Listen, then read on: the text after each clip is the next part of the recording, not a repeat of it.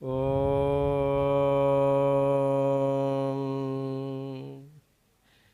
ಏಷದೇವೋ ವಿಶ್ವಕರ್ಮ ಮಹಾತ್ಮ ಸದಾ ಜನಾನಾಗಂ ಹೃದಯೇ ಸನ್ನಿವಿಷ್ಟಃ ಹೃದಯ ಮನುಷ್ಯ ಮನಸಾಭಿಕ್ಲುಪ್ತೋ ಏತದ್ವಿದರಮೃತಾಸ್ತೆ ಭವಂತಿ. ಓಂ ಶಾಂತಿ ಶಾಂತಿ ಶಾಂತಿ. ಜ್ಞಾನವೈರಾಗ್ಯಸಂಪನ್ನಂ ವೇದವೇದಾಂತಪಾರಗಂ ಸಕಲಾಗಮತತ್ವಜ್ಞಂ ಸುಜ್ಞಾನಪ್ರಭುಮಾಶ್ರಯೇ.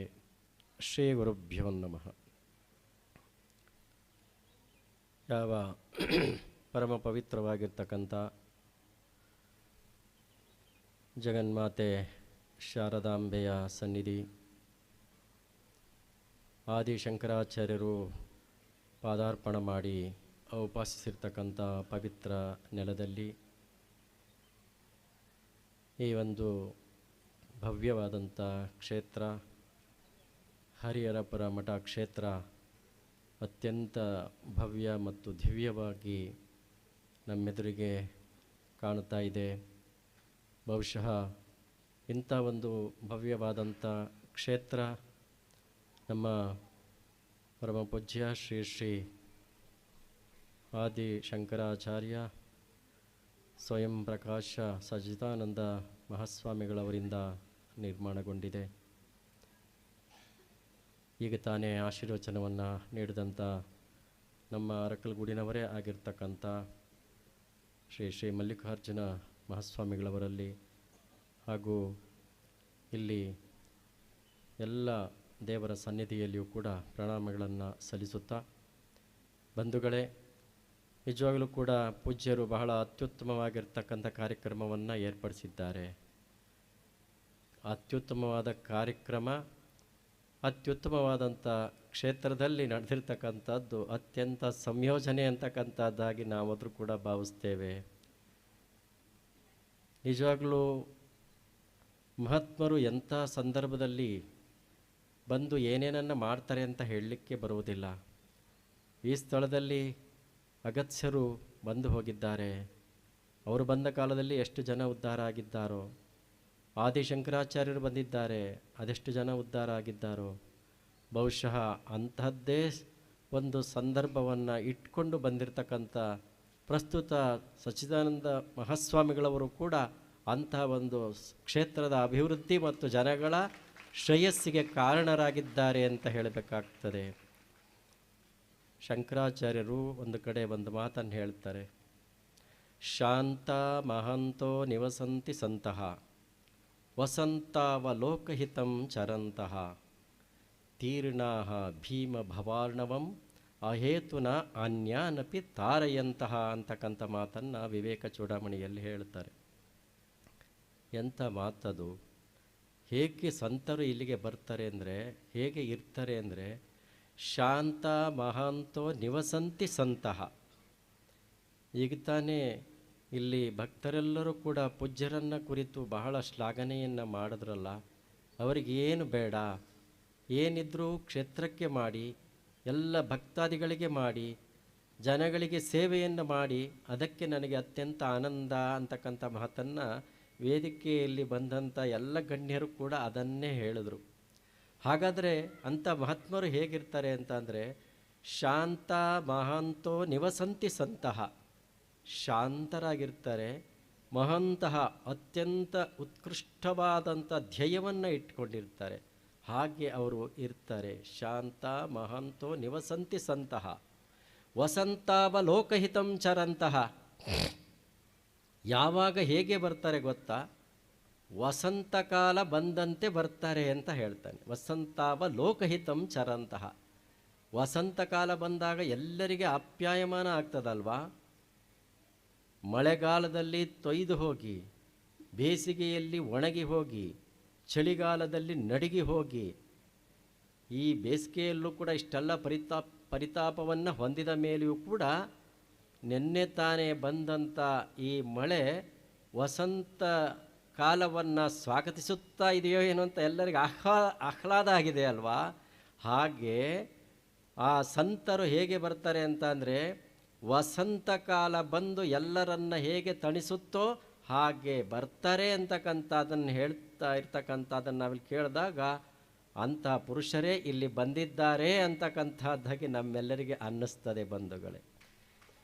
ಯಾಕೆ ನಾವು ಹೇಳ್ತಾ ಇದ್ದೇವೆ ಅಂತ ಅಂದರೆ, ತೀರ್ಣಾಹ ಭೀಮ ಭವಾರ್ಣವಂ ಅಂತ ಸಂತರು ಮೊದಲು ಏನು ಮಾಡ್ತಾರೆ ಅಂತ ಅಂದರೆ, ತೀರ್ಣ ಭವಾರ್ಣವಂ, ತಾವು ಈ ಭವಾರ್ಣವದಿಂದ ಭವಸಾಗರದಿಂದ ತೀರ್ಣಾಹ ದಾಟಿ ಅಹೇತುನ ಯಾವ ಅಪೇಕ್ಷೆಯನ್ನೂ ಪಡೆದಲೆ ಉಳಿದವರನ್ನು ಕೂಡ ದಾಟಿಸಬಲ್ಲರು. ತೀರ್ಣಾಹ ಅನ್ಯಾನಪಿ ಹೇತುನ ಅನ್ಯಾನಪಿ ತಾರೆಯಂತಹ, ಬೇರೆಯವರನ್ನು ಕೂಡ ಹಾಗೆ ದಾಟಿಸಬಲ್ಲರು ಅಂತಕ್ಕಂಥದ್ದಾಗಿ ಶಂಕರಾಚಾರ್ಯರು ಅಪ್ಪಣೆ ಕೊಡಿಸ್ತಾರೆ. ಯಾಕೆ ಮಾತನ್ನಿಲ್ಲಿ ಅನ್ವರ್ಥ ಮಾಡಿ ಹೇಳ್ತಾ ಇದ್ದೇವೆ ಅಂತ ಅಂದರೆ, ಕೇವಲ ಮಠವನ್ನು ಕಟ್ಟಿಕೊಂಡು ಏನೆಲ್ಲ ಐಷಾರಾಮದಿಂದ ಇರಬಹುದಾಗಿತ್ತು ಸ್ವಾಮೀಜಿಯವರು. ಹಾಗೆ ಮಾಡಲಿಲ್ಲ. ಇಲ್ಲ, ಎಲ್ಲರನ್ನ ಸಮಾನವಾಗಿ ಕೊಂಡೊಯ್ಯಬೇಕು, ಎಲ್ಲರಿಗೆ ಸಮಾನವಾಗಿರ್ತಕ್ಕಂಥ ಸ್ಥಾನಮಾನಗಳಿರಬೇಕು. ಇವತ್ತು ಜಗತ್ತಿನಲ್ಲಿ ಸಾಕಷ್ಟು ಜಾತಿ ಪಂಥ ಪಂಗಡಗಳು ಬೆಳೆದು ನಿಂತಿದ್ದಾವೆ. ಅದನ್ನು ಯಾರೂ ಅಲ್ಲಗಳಿಲಿಕ್ಕಾಗುವುದಿಲ್ಲ, ತೆಗಿಲಿಕ್ಕೂ ಆಗುವುದಿಲ್ಲ, ಅಥವಾ ಅದೇ ಸರಿ ಅಂತಲೂ ಹೇಳಲಿಕ್ಕಾಗುವುದಿಲ್ಲ. ಯಾಕೆ ಹಾಗಾಯಿತು? ಇಷ್ಟೊಂದು ಜಾತಿ ಪಂಥ ಪಂಗಡಗಳು ಯಾಕೆ ಆಗಬೇಕಾಗಿತ್ತು? ಯಾಕೆ ಆಗಬೇಕಾಗಿತ್ತು ಅಂತಂದರೆ, ನೋಡಿ, ನಮ್ಮ ಹಿಂದಿನ ಅನೇಕ ಋಷಿಮುನಿಗಳು, ಆಚಾರ್ಯರು, ಸಾಧು ಸಂತರು, ಶರಣರು ಮತ್ತು ದಾಸರಾದಿಯಾಗಿ ಇದೆಲ್ಲವನ್ನು ಹೇಳ್ಕೊಂಡು ಬಂದಿದ್ದಾರೆ. ವೇದ ಉಪನಿಷತ್ತು ಇತ್ಯಾದಿಗಳನ್ನು ಇಟ್ಟುಕೊಂಡು, ಪುರಾಣಗಳನ್ನು ಇಟ್ಟುಕೊಂಡು ಎಲ್ಲ ನಮಗೆ ಬೋಧನೆಯನ್ನು ಮಾಡಿದ್ದಾರೆ. ಆದರೆ ಈ ಜಗತ್ತಿನಲ್ಲಿ ಇಷ್ಟೊಂದು ಧರ್ಮ ಪಂಥಗಳು ಯಾಕೆ ಆಯಿತು ಅಂತ ನಾವು ಪ್ರಶ್ನೆ ಮಾಡಿಕೊಂಡ್ರೆ, ಬಂಧುಗಳೇ, ಒಂದು ಮುಖ್ಯವಾದಂಥ ನಮ್ಮ ಭೌಗೋಳಿಕ ಚಿಂತನೆಯನ್ನು ಗಮನಿಸಿ. ಇವತ್ತು ನಾವು ಎಲ್ಲ ರೀತಿಯಾಗಿರ್ತಕ್ಕಂಥ ವೈಜ್ಞಾನಿಕ ಮುನ್ನಡೆಯಲ್ಲಿ ನಾವಿದ್ದೇವೆ. ನಮಗೆ ಇಡೀ ಜಗತ್ತೇ ಕೈಯಲ್ಲಿ ಇರ್ತದೆ ಇವತ್ತು. ಆದರೆ ಅವತ್ತಿನ ಕಾಲದಲ್ಲಿ ಅಂಥ ವ್ಯವಸ್ಥೆಗಳು ಇರಲಿಲ್ಲ. ಎಲ್ಲೆಲ್ಲಿ ವಾಸ ಮಾಡ್ತಾಯಿದ್ರೋ, ಹೇಗೆ ವಾಸ ಮಾಡ್ತಾಯಿದ್ರೋ, ಅವರದ್ದೇ ಆದಂಥ ಒಂದು ಧಾರ್ಮಿಕ ವಿಚಾರಗಳನ್ನು ಇಟ್ಕೊಂಡು ಅವರ ಆಯಾಯ ಧರ್ಮಗಳನ್ನು ಪಂಥಗಳನ್ನು ಬೆಳೆಸ್ಕೊಂಡು ಬಂದರು. ಬಹುಶಃ ಹಾಗೆ ಬಂದಂಥ ಸಂದರ್ಭದಲ್ಲಿ ನಮ್ಮ ಭಾರತದಲ್ಲಿಯೂ ಕೂಡ, ನಮ್ಮ ಸನಾತನ ಪರಂಪರೆಯಲ್ಲಿಯೂ ಕೂಡ, ನಾವು ವೈದಿಕವನ್ನೇ ಇಟ್ಕೊಂಡು ಬಂದವರಲ್ಲಿಯೂ ಕೂಡ ಅಸ್ತವ್ಯಸ್ತ ಆಗಿತ್ತಲ್ಲ. ಕೇವಲ ಶಕ್ತಿಯನ್ನೇ ಆರಾಧಿಸ್ತಕ್ಕಂಥವ್ರು ಕೆಲವರು, ವಿಷ್ಣುವನ್ನೇ ಆರಾಧಿಸ್ತಕ್ಕಂಥವ್ರು ಕೆಲವರು, ಶಿವನನ್ನೇ ಆರಾಧಿಸ್ತಕ್ಕಂಥವ್ರು ಕೆಲವರು, ಮತ್ತು ಗಣಪತಿಯನ್ನು, ಸೂರ್ಯನನ್ನು, ಹೀಗೆ ಒಂದೊಂದು ವಿಭಾಗದಲ್ಲಿ ಆಚರಣೆ ಮಾಡ್ತಾ ಇದೇ ಹೆಚ್ಚು, ಇದಕ್ಕಿಂತ ಮಿಗಿಲಿಲ್ಲ, ಇನ್ನೊಂದಿಲ್ಲ, ಮತ್ತೊಂದಿಲ್ಲ ಅಂದ್ಕೊಂಡು ತಮ್ಮದೇ ಆದಂಥ ಒಂದು ಕಪಿಮುಷ್ಟಿಯಲ್ಲಿ ಬರ್ತಾ ಇದ್ದಂಥ ಸಮಯದಲ್ಲಿ, ಇಡೀ ಸನಾತನ ಪರಂಪರೆಯೇ ನಾಶವಾಗಿ ಹೋಗ್ತದೋ ಏನೋ ಅನ್ನುವ ಸಮಯದಲ್ಲಿ ನಮಗೆ ಉದಿಸಿ ಬಂದಂಥವ್ರು ಅಂತ ಅಂದರೆ, ಇದನ್ನೆಲ್ಲ ಸಮಾನಗೊಳಿಸಲಿಕ್ಕೆ ಆದಿ ಶಂಕರಾಚಾರ್ಯರು ಅಂತ ಹೇಳಬೇಕಾಗ್ತದೆ ಬಂಧುಗಳೇ.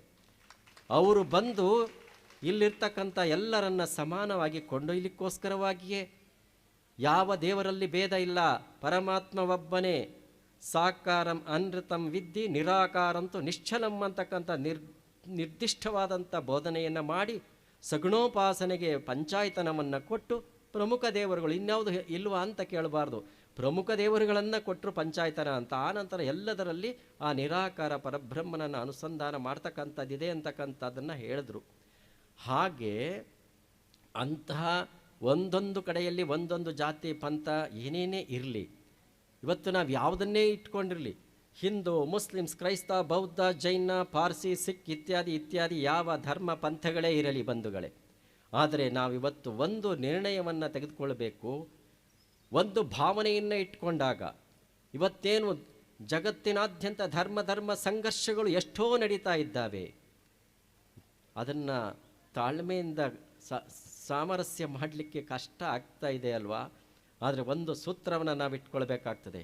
ಏನು ಒಂದು ಸೂತ್ರ ಅಂದರೆ, ನಿಮ್ಮ ಧರ್ಮ ಪಂಥಗಳನ್ನು ಆಚರಣೆ ಮಾಡಿ ಬೇಡ ಅಂತ ಅಲ್ಲ, ಆದರೆ ಎಲ್ಲವೂ ಒಂದು ಅನ್ನೋ ಭಾವನೆಯನ್ನು ಹೇಗಿಟ್ಕೊಳ್ಬೇಕು ಅಂತ ಅಂದರೆ, ನೋಡಿ, ಇದು ವಿಶ್ವ ಭ್ರಾತೃತ್ವದ ಸಂಕೇತ, ಒಂದು ಸಣ್ಣ ನಿದರ್ಶನ.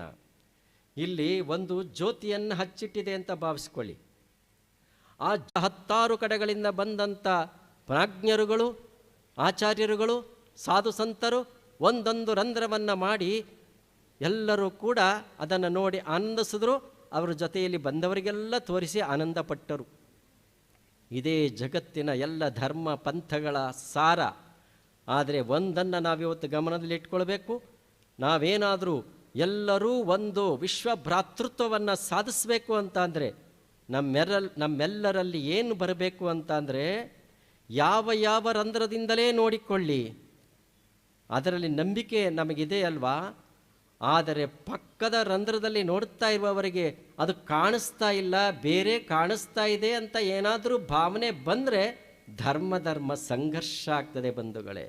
ಆದರೆ ಅಷ್ಟೂ ರಂಧ್ರಗಳಿಂದ ನೋಡ್ತಾ ಇರ್ತಕ್ಕಂಥದ್ದು ಒಂದೇ ಜ್ಯೋತಿಯನ್ನು ಅಂತಕ್ಕಂಥ ಭಾವನೆ ಯಾರಿಗೆ ಬರ್ತದೋ ಆಗ ಮಾತ್ರ ವಿಶ್ವ ಭ್ರಾತೃತ್ವ ಬರ್ತದೆ ಅಂತಕ್ಕಂಥದ್ದನ್ನು ನಾವೆಲ್ಲ ಭಾವಿಸ್ಬೇಕಾಗ್ತದೆ.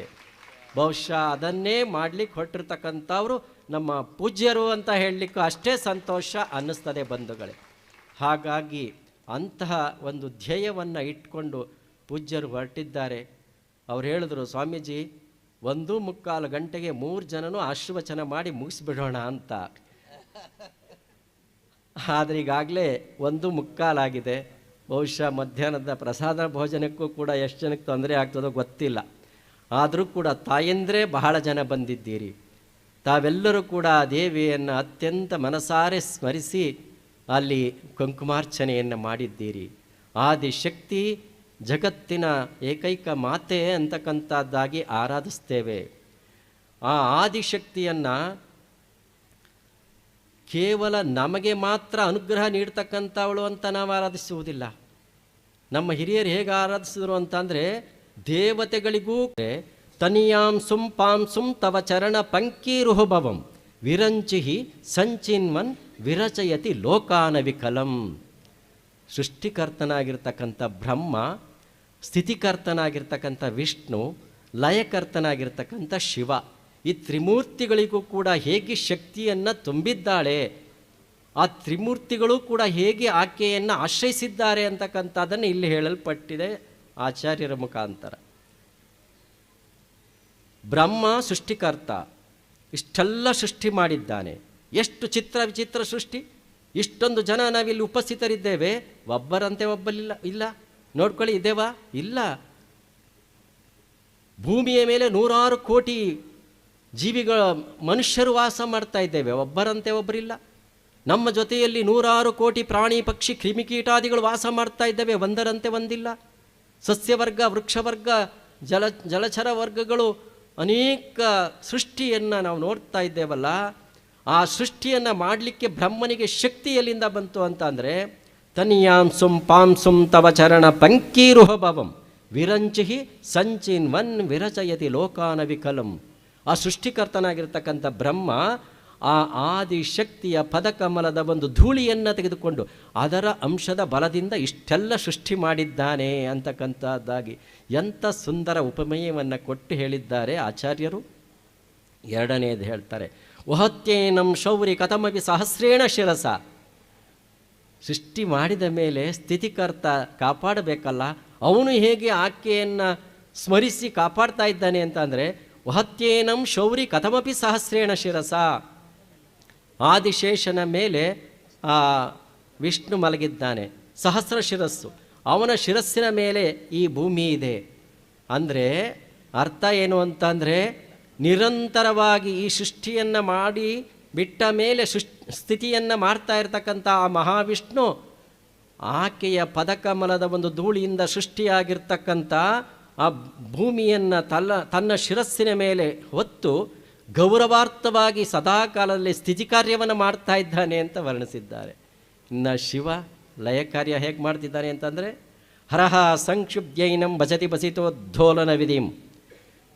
ಆಕೆಯ ಪದಕಮಲದ ಒಂದು ಪದಧೂಳಿಯಿಂದ ಸೃಷ್ಟಿಯಾಗಿರ್ತಕ್ಕಂಥ ಈ ಬ್ರಹ್ಮಾಂಡ ಆನಂತರ ವಿಷ್ಣುವಿನಿಂದ ಸ್ಥಿತಿ ಕಾರ್ಯವನ್ನು ಮುಗಿಸಿದ ಮೇಲೆ ಮಹಾಪ್ರಳಯ ಕಾಲ ಬಂದಾಗ ಎಲ್ಲವೂ ಕೂಡ ಭಸ್ಮೀಭೂತ ಆಗಿ ಹೋದಾಗ ಆ ಶಿವ ಆ ಭಸ್ಮವನ್ನು ತೆಗೆದುಕೊಂಡು, ಲಯಕರ್ತನಾಗಿರ್ತಕ್ಕಂಥ ಶಿವ ಅದನ್ನು ಲಲಾಟದಲ್ಲಿ ಅಂಗಾಂಗಗಳಲ್ಲಿ ಧರಿಸಿಕೊಳ್ಳುವುದರ ಮುಖಾಂತರ ಲಯ ಕಾರ್ಯವನ್ನು ಮಾಡ್ತಾ ಇದ್ದಾನೆ ಅಂತಕ್ಕಂಥದ್ದಾಗಿ ವರ್ಣಿಸ್ತಾರೆ.